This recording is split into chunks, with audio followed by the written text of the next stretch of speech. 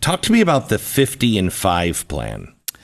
So the UN has partnered with Bill Gates on this, what they call digital public infrastructure. It's a very fancy term. And I think the simplest way to understand it is they're building a giant digital gulag for all of humanity.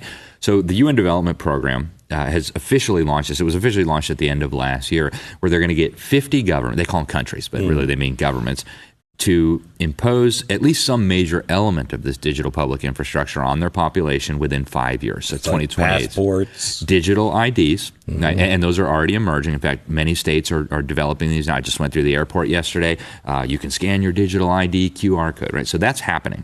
And that's really one of the main reasons for the COVID absolutely nonsense. The architecture that was laid down is the backbone of this global control grid that they're building. So then you've got the central bank digital currencies, which are already being unveiled. Right? They've already been released. The World Economic Forum just said a few days ago, 98% of the governments and central banks in the world are working on these CBDCs. Once they're fully operational, I guarantee you they're going to start waging war on cash much more openly. They'll say it's a tool for terrorists and pimps and every nasty thing, tax cheats, everything you can think of.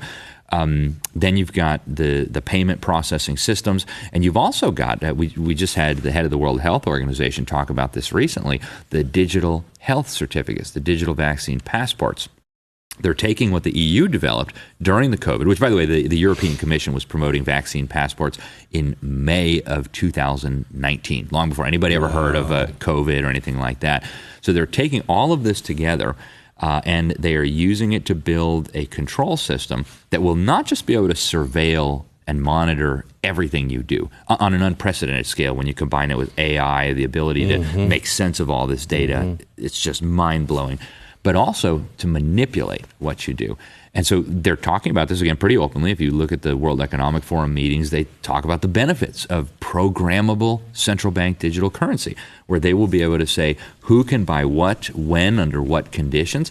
And then the Bank for International Settlements, Carol Quigley, to go back to him for a moment, Bill Clinton's mentor, the guy who really exposed this global agenda to create a one world system, he said the apex of the system was going to be the Bank for International Settlements. This is an institution that's almost entirely unknown to Americans.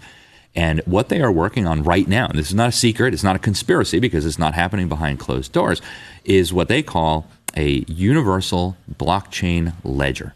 They want to tokenize every asset in the known universe, every farm, every car, every house, every tree, put it on this ledger, this blockchain ledger, and then you're only able to interact with this blockchain ledger using your biometric digital ID, using your central bank digital currencies. And so if I want to buy something from you, I can't just hand you a $100 bill. I've got to go on my device, connect to this blockchain system, transfer the central bank digital currencies to you. And so this is a mechanism for controlling humanity that I think is really unprecedented in human history. And when you take it all together, it's very obvious.